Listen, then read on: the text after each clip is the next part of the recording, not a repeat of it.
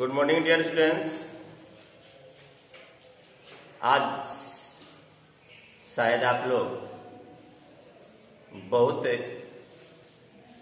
बेसब्री से आज के डेट का इंतजार कर रहे होंगे। आज के डे का आपको पता है कि हर सैटरडे को एक निश्चित रूप से कॉन्सेप्ट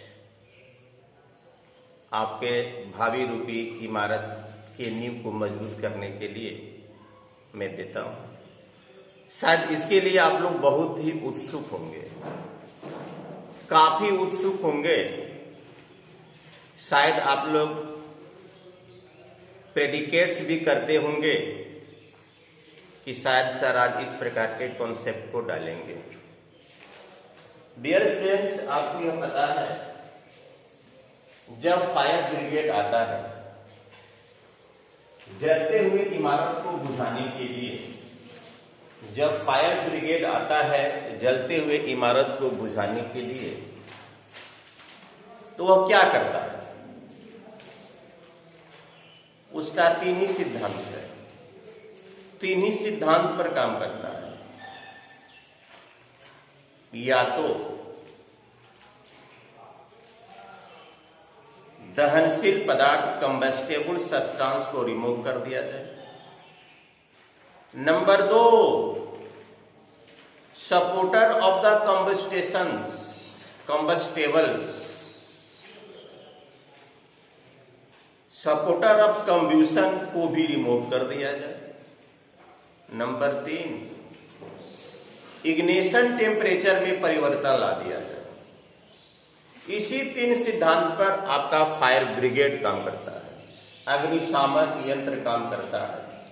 या तो इग्निशन टेम्परेचर में चेंजिंग कर देगा, या तो सपोर्टर ऑफ कंब्यूशन अर्थात ऑक्सीजन गैस के संपर्क को तोड़ देगा।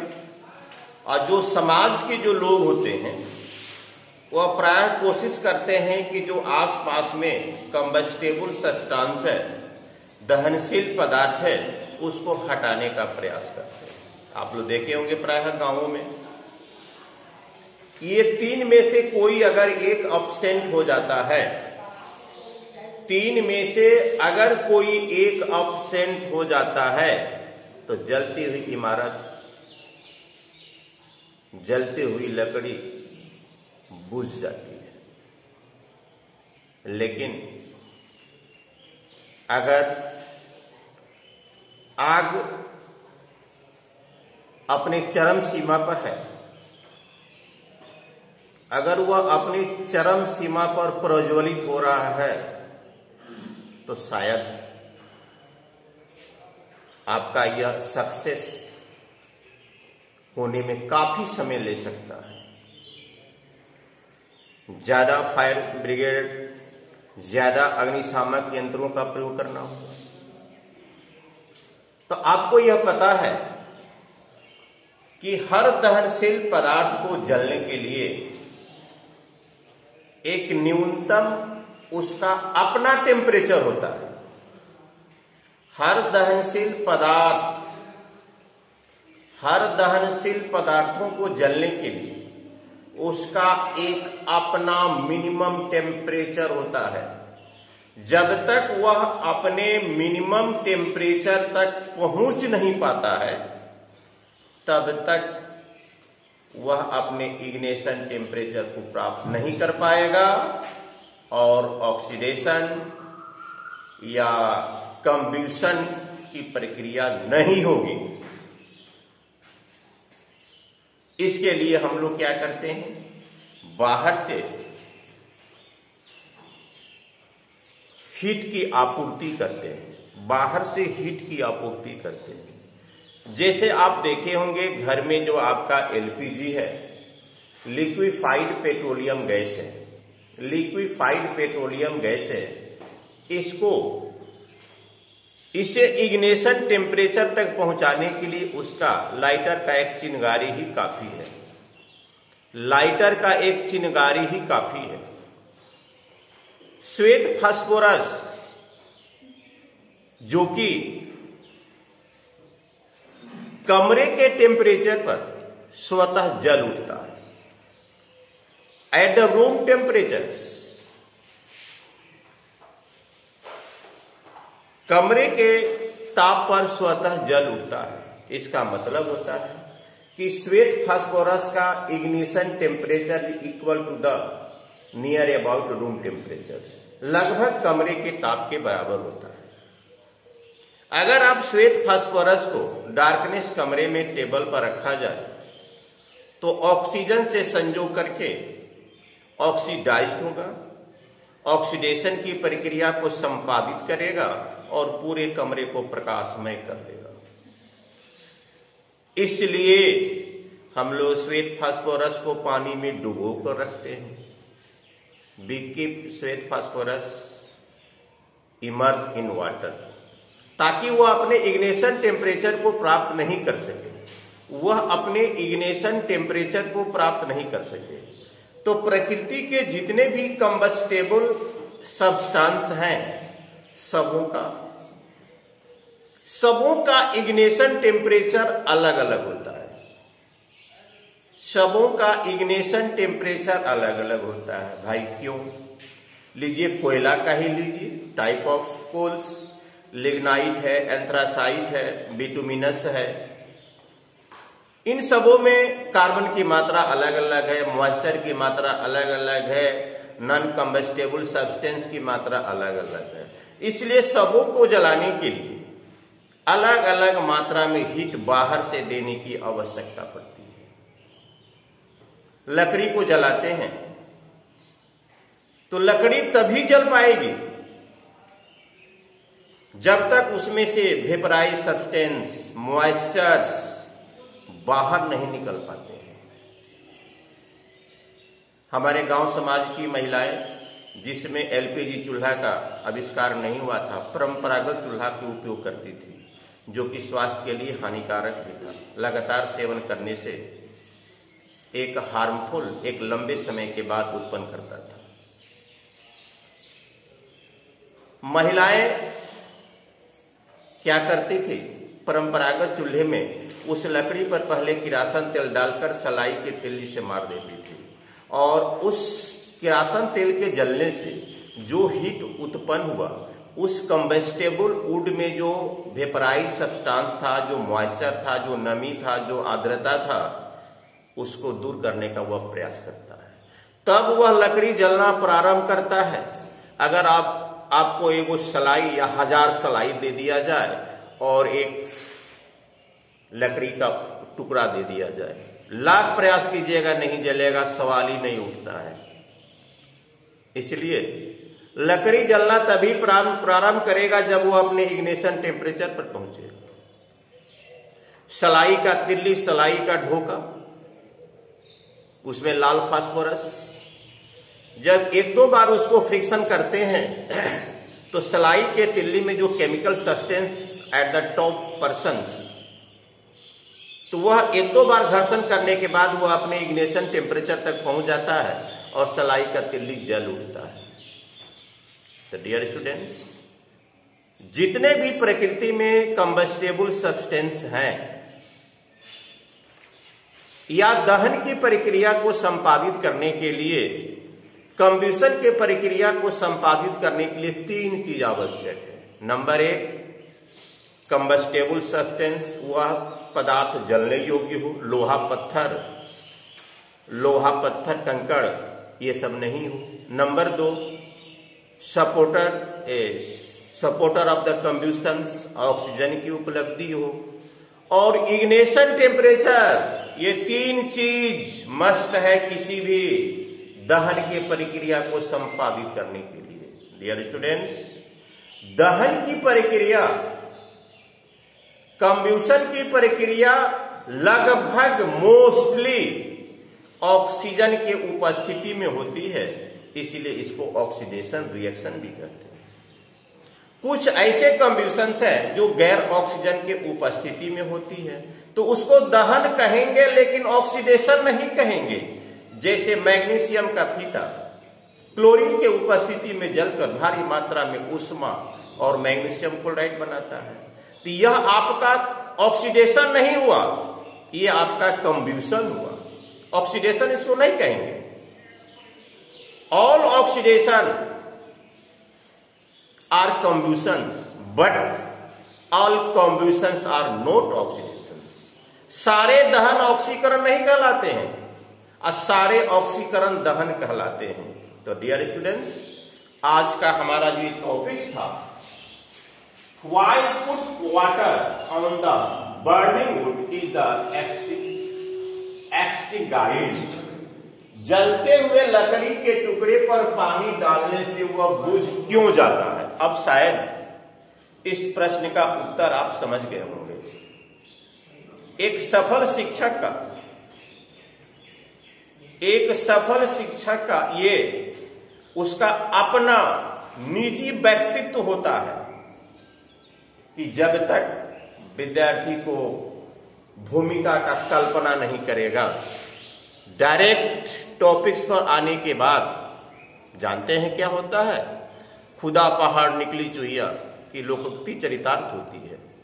मैंने इतना आपको हाइपोथेसिस किया, मैंने भूमिका क्यों बताया कि शायद इस प्रश्न का उत्तर आप खुद ही ढूंढ लेने में सक्षम हो पाएंगे। Why put water on burning wood is the extinguished। जलते हुए इमारत पर, जलते हुए लकड़ी पर पानी डालने पर वह बुझ क्यों जाता है। तो सपोज दैट, मान लिया जाए कि लकड़ी का टेम्परेचर लेट भी कुछ एक XYZ कुछ भी मान लीजिए, लकड़ी का टेम्परेचर, लकड़ी का इग्निशन टेम्परेचर लेट भी सपोज दैट, ये लेट भी हम मान रहे हैं, नौ की ओरिजिनल मान है, मान लिया जाए 40 डिग्री सेल्सियस होता है। मान लिया जाए लकड़ी का टेम्परेचर 40 डिग्री सेल्सियस पर चल रहा है। Note original ignition temperature, it is suppose statements, it is let statements. मैंने जलते हुए लकड़ी पर क्या किया, ये लकड़ी आपका जल रहा है, ये लकड़ी आपका जल रहा है, मैंने इस पर वाटर को पुट कर दिया। वाटर को जो मैंने इस पर डाल दिया तो उसका टेम्परेचर घट गया, यह ठंडा हो गया, इसका टेम्परेचर घट गया, यह ठंडा हो गया, काफी 40 डिग्री सेल्सियस से काफी नीचे आ गया। जबकि इस लकड़ी को जलने के लिए 40 डिग्री सेल्सियस टेम्परेचर हर हालत में चाहिए। जब तक अब इतना इग्निशन तक नहीं पहुंचता है, जब तक इसे बाहरी स्रोत से इतने टेम्परेचर तक नहीं पहुंचाया जाएगा, कभी भी यह अपने इग्निशन टेम्परेचर को प्राप्त नहीं करेगा। Let be its ignition temperature is 40 degree Celsius, इस पर यह अपने चरम अवस्था में था, जलने के चरम अवस्था में था। इसी बीच में मैंने एक लोटा पानी उस पर डाल दिया, वह जलती हुई लकड़ी ठंडा हो गई। और जब ठंडा हो गई तो अपने इग्निशन टेम्परेचर से बहुत नीचे आ गई, तो भाई फिर वह अपने इग्निशन टेम्परेचर पर कैसे पहुंचेगी। उसमें से नमी हटेगा, उसमें से मॉइस्चर हटेगा, उसमें से पानी हटेगा, इसे गर्म करेंगे और गर्म करते करते पुनः 40 डिग्री सेल्सियस पर लाएंगे, पुनः 40 डिग्री सेल्सियस पर लाएंगे, तब यह लकड़ी पुनः अपने इग्निशन टेम्परेचर को प्राप्त कर लेती है। जैसे मान लिया जाए कि ये कोयला का टुकड़ा है, कोयला का टुकड़ा है, ये आपके तार वाले जो अंगीठी वाले जो चूल्हा होते हैं, ये कोयला का टुकड़ा है। इस कोयले के टुकड़े को लाख प्रयास कीजिएगा, वह कभी नहीं जलेगा। हजारों लाखों संख्या में सलाई के तिल्ली को बर्बाद कर दीजिए, स्टिक को, कभी वह नहीं जलेगा, क्योंकि इसमें कार्बन के अलावा नॉन कंबस्टेबल सब्सटेंस बहुत ज्यादा मात्रा में। शायद आपको पता है, भूगोल में पढ़ते होंगे, केमिस्ट्री में भी पढ़ते होंगे कि जो बेटर क्वालिटी का, जो बेस्ट क्वालिटी का कोल होता है उसमें कार्बन की मात्रा सबसे अधिक होती है। तो भाई यह कोयला क्यों नहीं जलेगा? आपने लाख तिल्ली खर्च कर रहा है, क्योंकि इसमें मॉइस्चर है, इसमें वेपराइज सब्सटेंस है, इसमें पानी की मात्रा है, इसमें नाइट्रोजन है, इसमें सल्फर है, बहुत सारी इम्प्योरिटीज इसमें है। तो हम लोग क्या करते हैं, आप देखे होंगे अपने आसपास के परिवेश में, नीचे देते हैं गोबर के कंडे, नीचे में देते हैं गोबर के कंडे, लकड़ी के टुकड़े, गोबर के कंडे, जिसको गोईठा हम लोग कहते हैं, गोबर के कंडे। इस पर किरोसिन को मैंने डाल दिया, इस पर किरोसिन को मैंने डाल दिया, और किरोसिन का इग्निशन टेम्परेचर सलाई का तिल्ली देते हुए अपने इग्निशन टेम्परेचर को प्राप्त कर लेता है, और यह गोईठा जलना शुरू कर देता है। यह गोईठा, गोबर के कंडे जलना शुरू कर देते हैं। इससे जो हीट प्रोड्यूस हुआ, इस गोईठा से जो हीट प्रोड्यूस हुआ, गोईठा के जलने से जो हीट प्रोड्यूस हुआ, वह कहां गया? जितना भी कोयला में नॉन कंबस्टेबल सब्सटेंस था, वेपराइज सब्सटेंस, मॉइस्चर, पानी या जो कुछ भी अशुद्धियां थी, इसको दूर करने का प्रयास किया। दूर जब हो जाता है तो धीरे धीरे कोयला गर्म होता है, अब धीरे धीरे कोयला गर्म होकर अपने इग्निशन टेम्परेचर तक पहुंच जाता है, और उसके बाद यह जलना क्या करता है? शुरू कर देता है। तो डियर स्टूडेंट्स, प्रकृति में जितने भी सब्सटेंस है, जितने भी कंबस्टेबल सब्सटेंस है, सबों को जलाने के लिए हर हालत में बाहर से टेम्परेचर देने की आवश्यकता पड़ती है।